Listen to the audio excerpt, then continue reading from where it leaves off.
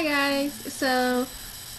This video is gonna be more of like why I decided to go to the military and like how I got up to my enlistment or up to like where I am right now, which is 60 days before a ship. So I have 2 months. Um, so about sophomore year of high school, I kind of just I felt like I was so just over the whole school thing. Like I I don't know. Like people were saying, junior years when people started getting really serious and like it's like the last year that counts technically. And people were talking about college and I was just thinking like I don't know that I really want to do another 4 years of school. And especially since like away at college, I wouldn't have the same motivation that I do here at home. And I also don't want to stay at home because it's just, I'm not that kind of person. I'm a little more independent. And I kind of feel like, once you graduate high school, it's kind of time for you to go off. Whether you go off to school or you get your own apartment and work, it's time for you to go. Like your parents, like, it's time for them to start working on themselves and rebuilding their relationship without children. So, or at least without you. That's one less child they have to worry about. Sounds funny. Anyway, so I was thinking about it, and my parents, my dad is Marine, and my mom was in the Air Force. So, and it's like throughout my family, we just have a lot of military. My godparents, my parents are best friends, military. My god sister married a Marine. It's just a big military family.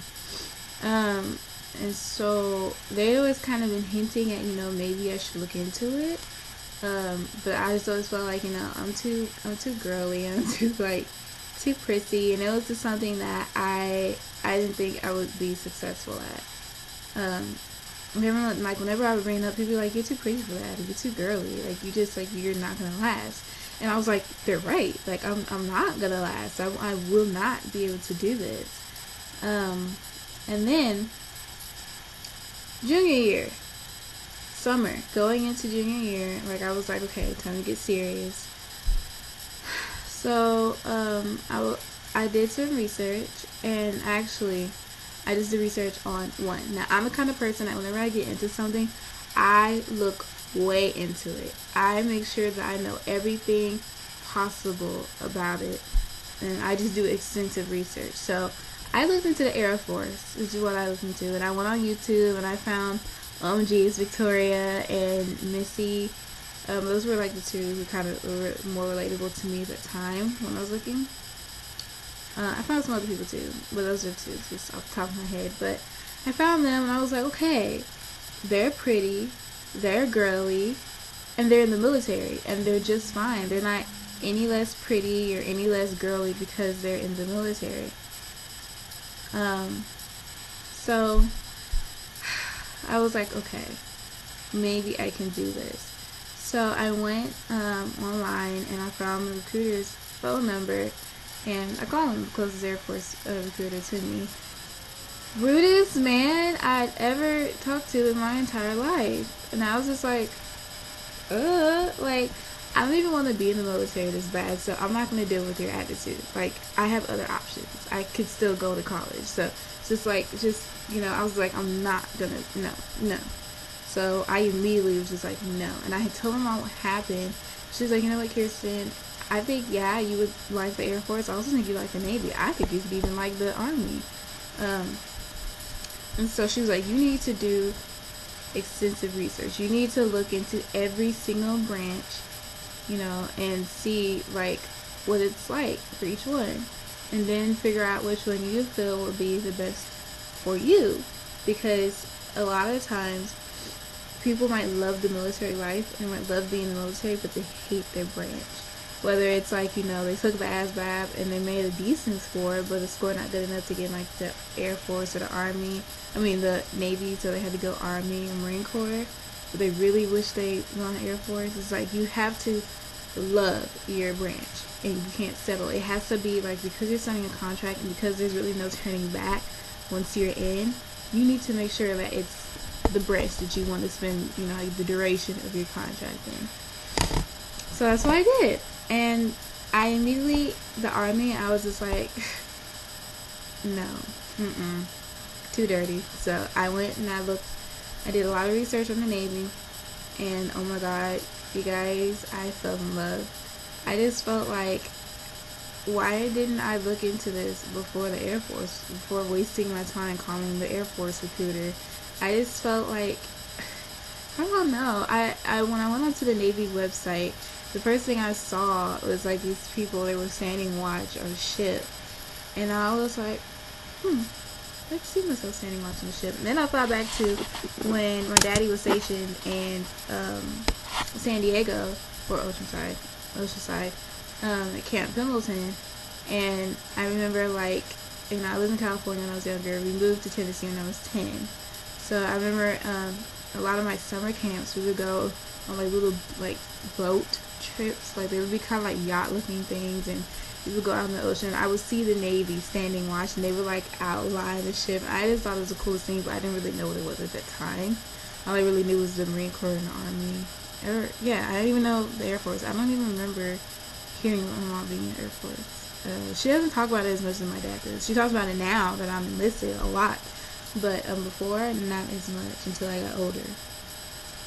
So I was just like, oh, I realized when I was younger. And then they like, you know, changed pictures, and it was this woman, and she was standing in front. She was on the ship, and she was like on the deck, and you see like the ocean behind her, and it was like nothing but ocean. It looked like she was just right smack in the middle of the ocean, and the sun was setting or rising, and it was just absolutely the most beautiful thing I had ever seen. I loved it, and I was just like, I could do that. I could sit and like work all day with that view. Like, I just thought it was beautiful.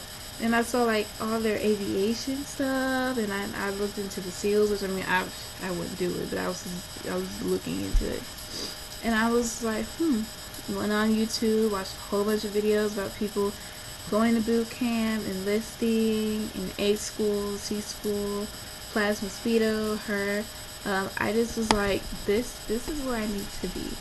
So I went, and I had me and my dad, we went to a recruiter, and I took the practice ASVAB, and I made a 35. I think it's 30 or the 40, 35. And he was like, yeah, go home and study. So I went and I studied, and I did research into the jobs and like what kind of ASVAB score you need for certain jobs, or AFQT score you need for certain jobs, and I compared it to the Army, because I decided I did not want to go to the Air Force. My next choice would be the Army.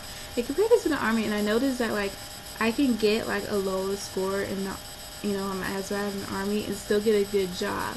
In the Navy, certain jobs, just like culinary specialists, you still need at least a 50. And I was just like, what in the world? And I want a medical job? Like, I doubt I'll be able to get a medical job in the Navy, but I know I'll be able to get one in the Army. So I went to the Army recruiter, and this was this year, my senior year, which I just graduated in May. So it was around March. It was March, or it was the very end of February, because I enlisted March 6th. So I went and I met with them. I had spent all that time studying still in ASVAB, and so I retook the practice, made it 56, and so he was like, you know, you're ready to take the ASVAB. So that next week, I was at MEPS with the Army, and because I was with the Army, I had to take a TAPAS test too, which is pretty much, they give you like 2 ridiculous answers, and you have to pick one. It was really stupid, and I found out the Army's the only one that takes it. But yeah, so, and like I said, I don't know why, it's kind of dumb when to say what I'm reading my ASVAB score, I don't know why. Don't ask me. If you ask me in private, you know, then I'll tell you, but I just kind of don't want to broadcast it. I don't know, call me crazy. I'm like that too with my grades. Like when I was in school, that's how I was. But anyways, so I got my score, and even on like the little envelope it said don't open, wait to open the recruiter. I was like, excuse my language, I was just like, fuck that. I just opened it and I looked at my score, and I was like, oh, okay, wait a minute. I was like, I can go to the Navy with this score and I'll be okay. So the Army, the way they do it is you have a job already like set up for you before you go to MEPS and do your physical and stuff. So they had talked about the job and they were like, congratulations on your score. You have plenty of options you can get. You know, they were just like you know, and I had went into the Army recruiter's office and I was just like, I want a military job, a medical job. I don't want anything other than a medical job. And so they had operation room specialist set up for me, and that was perfect. That was exactly what I wanted. But when I got home, my dad for a little bit was a recruiter for the Marine Corps, and he saw my score. He was like, "Congratulations, that's good, that's perfect. You can take that score with you to any branch." And he was like, "Now that you see that you did better than you thought you would, why don't you consider the Navy again?" And I was like, honestly, I said if I got like 51 or above, I would definitely go to the Navy. And so that next day, we were in the Navy's recruiter office, and we were talking to the recruiter and setting up my MEPS and doing paperwork and stuff. So when I said in my MEPS video, part two, about how the Army had my information set up, this is when I was with the Army. They thought I was 17, and my recruiter, he kept putting I was a boy for some reason, and so 17-year-old boy is what it looked like. That's what I meant when I said that. He just had information mixed up, and when he pulled the information from the Army recruiter, that's what happened. They just, I don't know, messed up for some reason. So, yes, like I said, I enlisted March 6th, 2014, into the United States Navy. My job is ABH, which is Aviation Intelligence Mate. We deal with the launch and recover of aircraft. I think it's from aircraft carriers, or I don't know if we do it from like land too, but I know definitely from aircraft carriers. I like it. You know, if I get a job here in the States, I have to be on water, so I'll be at a pretty cool place. Yeah, oh, we do crash rescue too, search and salvage and rescue, whatever. So yeah, and it is now July 7th, and I leave September 10th. So I'm leaving pretty soon. Yeah, I've been working out, not as much as I probably should, but you know, I'm a lazy girl. But yeah, I've been working out and going to my DEP meetings. I like my little DEP group. There's another girl who's kind of like me. Like, we're both girly and stuff, and we're the same age. Just graduated. She leaves the exact same day I did, so I already know someone who's going to boot camp with me. But she stayed. She's a CS. She didn't really have that many options because of when she went to MEPS. So at the end of the month, it was only between CS and BM. So I would pick CS too, to be honest. But yeah, I like her. We're cool. Her name's Alexis. If you're watching this, hi. She probably, I don't know, she might eventually come across this and be like, aren't you on YouTube? But yeah. So we leave the same day, so I already know someone's gonna be boot camp with me. I met other people who leave like a week before or a week after me, and then so we'll be at boot camp at the same time, and also we'll be in Pensacola Altitude, because that's where my A school is. It's in Pensacola, Florida. So that's nice. My recruiter was telling us that like a lot of people go to like New Orleans, you know, they get leave, or like, you know, 4-day weekend and stuff, and they don't have a curfew, do things like that. But anyway, so yes, it's kind of just how I got to, you know, where I am now, the process, and you know, it was very unexpected. I didn't think that I was going to make this decision, but I am very glad I did. I knew I did not want to go to school, but I also knew that I did not want to stay at home and mooch off my parents any longer than I already have. Now I'm 19. I've graduated. It's time for me to go off and do my own thing. So I'm very excited. I'm ready. I'm ready to go and start over and be my own person. And I'm happy that I get this opportunity because not many people do. Not many people qualify, 1% or whatever. So see you guys next time.